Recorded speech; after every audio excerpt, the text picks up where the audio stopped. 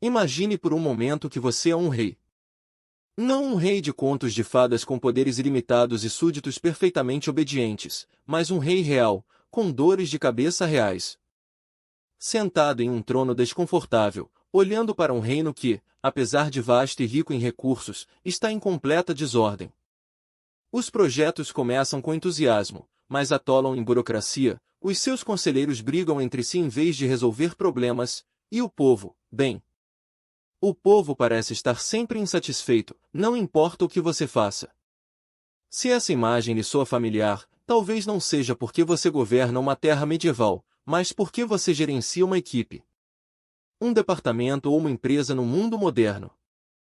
A sensação de caos, a frustração com o talento desperdiçado e a incapacidade de fazer as engrenagens girarem suavemente são universais, transcendendo séculos e tecnologias. Sejam muito bem-vindos a mais uma jornada de descoberta. Hoje, vamos abrir as páginas de uma história fascinante chamada Kingdom Elite. Uma obra que usa a metáfora de um reino medieval para decifrar o código mais complexo de todos, o comportamento humano nas organizações. A nossa história começa com o rei Harold. Harold não era um tirano, nem era estúpido. Pelo contrário, ele era um homem bem-intencionado que assumiu o trono de um reino com grande potencial. No entanto, o reino estava estagnado. Harold tentava de tudo. Ele emitia decretos, criava processos, punia os incompetentes e premiava aleatoriamente, mas o resultado era sempre o mesmo: confusão. Havia um ciclo vicioso em seu reino que começava com entusiasmo, passava pela desilusão, entrava na busca por culpados e terminava com a punição dos inocentes e a promoção dos não envolvidos. Soa familiar ao ambiente corporativo de hoje? O desespero do rei Harold atingiu o seu ápice quando, após demitir mais um conselheiro incompetente que quase causou uma revolta popular ao sugerir recompensas financeiras indiscriminadas, ele recebe uma visita inusitada. Um mago, acompanhado por uma figura misteriosa e imponente chamada Lady Elizabeth. Diferente dos bobos da corte ou dos consultores bajuladores, Lady Elizabeth não trouxe soluções mágicas instantâneas, mas sim uma proposta de entendimento profundo. Ela explicou ao rei que o problema não era a falta de talento em seu reino, nem a falta de ouro em seus cofres. O problema era o que ela chamava de o quadrado redondo. Harold estava tentando forçar pessoas a agirem contra a sua própria natureza, atribuindo tarefas que não condiziam com suas personalidades inatas. Para salvar o reino, Harold precisava entender a Kingdom Elite, a essência de como diferentes tipos de pessoas funcionam e como elas podem se complementar em vez de colidir. E assim, somos convidados a acompanhar o rei Harold em uma viagem reveladora pelos 4 cantos do seu próprio reino.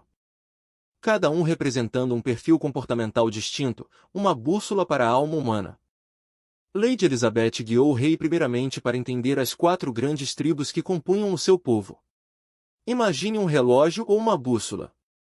Ao sul, viviam os ajudantes, ou as pessoas benevolentes. Eram movidos pela emoção, pelo desejo de ajudar e pela necessidade de harmonia social. Ao norte, em oposição direta, estavam os racionais, os ambiciosos. Eram movidos pela lógica, pelos resultados e pela eficiência fria. A leste, encontravam-se os estáveis, os conservadores da realidade, focados em fatos, processos e na manutenção da ordem. E a oeste, residiam os inovadores, os criativos caóticos, sempre olhando para o futuro, para o que poderia ser, muitas vezes ignorando o que é. Essa primeira lição foi um choque para Harold. Ele percebeu que tratava todos como se fossem iguais, ou pior, como se fossem ele mesmo. Mas a verdadeira magia aconteceu quando Lady Elizabeth levou o rei para conhecer as 12 funções específicas, os 12 arquétipos, que habitavam essas 4 regiões. É aqui que a nossa compreensão de gestão se aprofunda, pois cada um de nós, ouvintes, se encaixará em um desses papéis. A jornada começou na sede dos ajudantes, as pessoas movidas pelo sentimento. Lá, Harold conheceu o pastor. O pastor não cuidava apenas de ovelhas literais, ele representava o arquétipo daquele que cuida do grupo. O pastor é a cola que mantém a equipe unida, aquele que percebe quando alguém está triste ou desmotivado. Ele é leal, paciente e protetor. Mas, como Harold descobriu, o pastor pode ser excessivamente sensível e levar as críticas para o lado pessoal. Junto ao pastor, estava o Cavaleiro Branco. Ah, o Cavaleiro Branco! Aquele funcionário que se vê como o herói, o cruzado de uma causa nobre. Ele não trabalha apenas por dinheiro, ele trabalha por um propósito. Ele quer salvar o dia. Harold lembrou-se de como o Cavaleiro Branco ficou devastado quando matou um dragão e não recebeu o agradecimento público que esperava. Para esse perfil, o reconhecimento e a sensação de estar fazendo bem são um combustível vital. Se você tem um Cavaleiro Branco na sua equipe e o trata com frieza burocrática, você matará a sua motivação. E havia também o menestrel sonhador, o otimista incurável.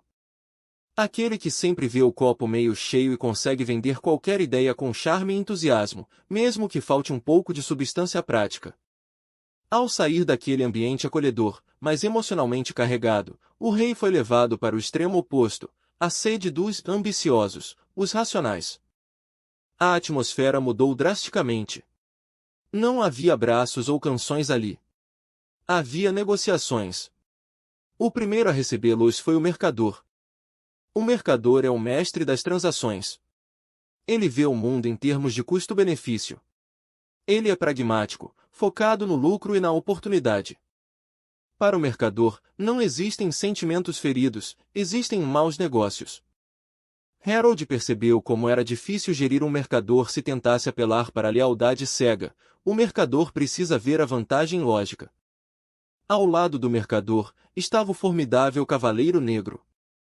Diferente do seu colega branco, o Cavaleiro Negro não luta por ideais vagos de bondade, ele luta para vencer. Ele é o executor, o que faz as coisas acontecerem, o que derruba barreiras. Ele adora um desafio, mas se o prêmio não for claro, ele simplesmente vai embora. Harold aprendeu que o Cavaleiro Negro é um ativo valioso quando você precisa de resultados rápidos e agressivos. Mas pode ser destrutivo se não for bem direcionado, pois sua ambição pode atropelar a harmonia da equipe. E completando esse grupo, estava o político. Não necessariamente alguém que ocupa um cargo público, mas aquele perfil que sabe jogar o jogo do poder, que entende as influências. Que sabe dizer a coisa certa para a pessoa certa para mover as peças do tabuleiro. O político é estratégico, mas pode parecer manipulador para os perfis mais ingênuos. Continuando a viagem, o rei foi levado para o território dos estáveis, os guardiões da realidade. Lá, a ordem imperava. Tudo estava limpo, organizado e previsível. Harold conheceu o médico, ou o reparador.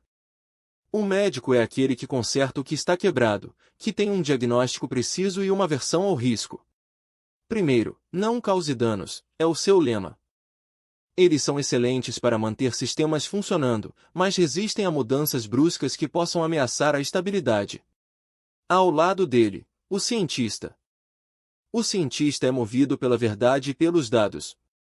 Ele não se importa se a verdade é agradável ou lucrativa, ele se importa se ela é exata. Harold lembrou-se das explosões no laboratório. O cientista estava tão focado na experiência que esquecia das consequências práticas. Na empresa, esse é o analista que produz relatórios perfeitos, mas que pode perder o prazo por querer verificar os dados mais uma vez. E, claro, o engenheiro. O engenheiro quer construir coisas que durem. Ele precisa de um plano, de uma planta, de especificações.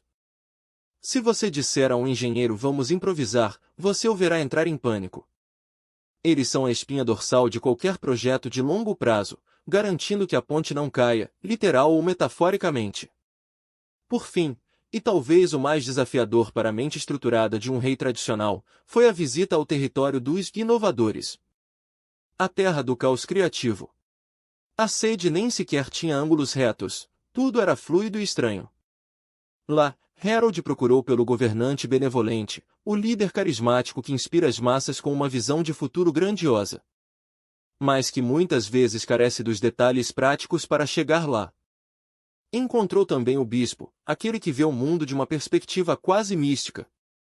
capaz de segurar ideias contraditórias na mente e encontrar uma síntese teórica brilhante, mas que pode parecer desconectado da realidade do dia a dia para os outros. E, finalmente, o explorador. O explorador é aquele que nunca está satisfeito com o aqui e agora. Ele quer saber o que há além da montanha. Ele traz as novas tecnologias, as novas ideias, os novos mercados. Mas, como a mãe do explorador confidenciou ao rei, ele é péssimo em rotinas. Ele descobre o novo mundo, mas fica entediado se tiver que governá-lo. À medida que o rei Harold absorvia essas informações, uma luz se acendeu em sua mente. Ele percebeu o erro colossal que vinha cometendo por anos. Ele estava pedindo aos cavaleiros brancos que fizessem contabilidade, tarefa de mercadores ou engenheiros, o que os deixava deprimidos. Ele pedia aos exploradores que guardassem o castelo, tarefa de cavaleiros negros ou médicos, o que os fazia fugir. Ele pedia aos cientistas que liderassem tropas na batalha, onde a indecisão analítica era fatal. O caos do reino não era fruto de má vontade, mas de má alocação. Era a clássica situação de peixes tentando subir em árvores. Lady Elizabeth, vendo que o rei finalmente compreenderá, entregou-lhe a chave mestra, um conceito que ela chamou de KING. Um acrônimo para guiar suas ações futuras. A primeira letra, K, significava Know Yourself and Others, conheça a si mesmo e aos outros. Harold precisava admitir suas próprias tendências. Ele percebeu que ele próprio tinha traços de um médico, ele queria consertar o reino, queria estabilidade. Mas faltava-lhe a visão ousada do inovador ou a agressividade do cavaleiro negro. Ao entender isso, ele parou de tentar ser o que não era e começou a buscar nos outros o que lhe faltava. A letra I significava Identify the issues, identifique os problemas. Mas não identificar de qualquer jeito. Harold aprendeu que um problema parece diferente dependendo de quem o olha. Para um ajudante, um problema na empresa é as pessoas estão infelizes. Para um racional, o problema é estamos perdendo dinheiro. Para um estável, o processo está quebrado. E para um inovador, estamos obsoletos. O verdadeiro líder precisa ouvir todas essas vozes para ter a imagem completa da realidade. Se ouvir apenas os mercadores, terá lucro mas perderá a alma da empresa. Se ouvir apenas os menestréis, terá uma festa, mas irá à falência. A letra N era Name Your Team, nomeie sua equipe, ou escalhe o time certo.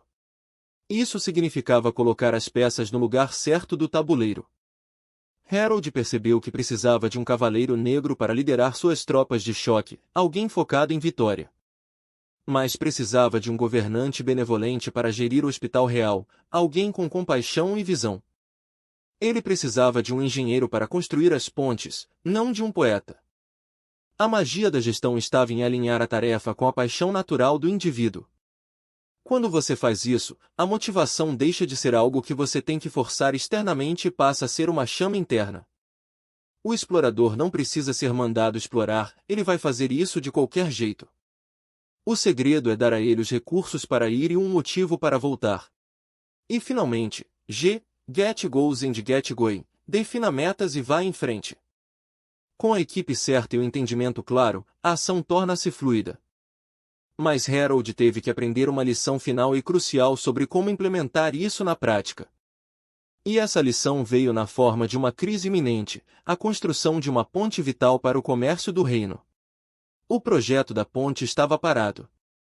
Os trabalhadores do Oeste, criativos, queriam fazer algo novo, revolucionário, talvez uma ponte suspensa de cristal ou de um material nunca testado. Os trabalhadores do Leste, estáveis, recusavam-se a avançar sem garantias de segurança e queriam usar as boas e velhas pedras de sempre. Os do Norte, racionais, reclamavam do custo e do tempo perdido, ameaçando cortar o financiamento. E os do Sul, ajudantes, estavam magoados porque ninguém estava se ouvindo e o clima era de hostilidade. O velho Harold teria gritado, ameaçado ou desistido. O novo Harold, armado com a sabedoria da Kingdomalite, fez algo brilhante. Ele emitiu 4 decretos distintos, 4 mensagens customizadas para cada grupo, mas todas visando o mesmo objetivo. Para os inovadores do Oeste, ele lançou um desafio: esta será a ponte mais avançada do século. Um monumento à engenharia moderna que exigirá soluções nunca antes vistas. Isso acendeu a chama da criatividade neles. Para os estáveis do leste, ele garantiu: seguiremos protocolos rigorosos de segurança e usaremos fundações de pedra comprovadas nas bases, garantindo que esta estrutura dure 1000 anos. Isso lhes deu a segurança necessária. Para os racionais do norte, ele estipulou um bônus por conclusão antecipada e mostrou como a ponte aumentaria o comércio e os lucros em 20%. Isso ativou a ambição deles. E para os ajudantes do sul, ele organizou um grande festival de inauguração que celebraria a união dos povos que a ponte proporcionaria. E designou-os como os guardiões do bem-estar dos trabalhadores durante a obra. Isso lhes deu um propósito humano. O resultado? A ponte foi construída. Não sem desafios, é claro, mas sem o caos paralisante de antes. As peças se encaixaram. A diversidade, que antes era fonte de conflito e ruído, tornou-se uma sinfonia. Onde o engenheiro via um problema estrutural, o inovador via uma oportunidade de design, e o mercador encontrava uma forma de financiar a solução. Enquanto o pastor garantia que ninguém desistisse no meio do caminho. A grande lição que o rei Harold nos deixa, e que os autores deste livro transmitem de forma tão elegante, é que não existe um tipo de personalidade melhor que o outro. O mundo precisa de todos eles. Uma empresa feita apenas de cavaleiros negros seria um campo de batalha sangrento e de curto prazo. Uma empresa só de menestréis seria divertida, mas improdutiva. Uma empresa só de engenheiros seria sólida, mas incapaz de inovar. O segredo do sucesso, o segredo da Kingdomality, é a orquestração dessas diferenças. Ao olharmos para o nosso próprio ambiente de trabalho hoje, podemos ver esses arquétipos em ação. Talvez você tenha rotulado aquele colega do financeiro como chato ou bota de elástico, quando na verdade ele é um cientista ou engenheiro tentando proteger a empresa do risco. Talvez você tenha julgado aquele vendedor como arrogante, quando ele é apenas um cavaleiro negro focado na meta. Ou talvez tenha visto o RH como mole demais, quando eles estão exercendo o papel vital de pastores, mantendo a cultura viva. A transformação começa quando paramos de julgar essas diferenças como defeitos e passamos a vê-las como recursos. O convite que fica para você, ouvinte, é fazer o seu próprio mapeamento. Quem é você nesse reino? Qual é o seu papel natural? Você está na função que permite que o seu arquétipo brilhe? E as pessoas ao seu redor? Como você pode, a partir de amanhã, comunicar-se com elas na língua delas? Como você pode dar ao cavaleiro branco a sua causa, ao mercador o seu lucro, ao explorador a sua aventura e ao médico a sua ordem? Kingdomality não é apenas sobre gestão de empresas, é sobre gestão da vida. É sobre entender que a harmonia não vem da uniformidade, mas da complementaridade. O rei Harold salvou seu reino não por magia, mas por empatia estratégica. E você, em seu próprio reino, seja ele grande ou pequeno, tem agora o mapa em mãos. Não force o quadrado no buraco redondo. Encontre o lugar certo para cada peça, e veja o seu próprio reino prosperar. Espero que esta história tenha acendido uma luz sobre como você vê as interações humanas. Leve estes arquétipos com você para a próxima reunião, para o próximo projeto, ou até mesmo para o jantar em família.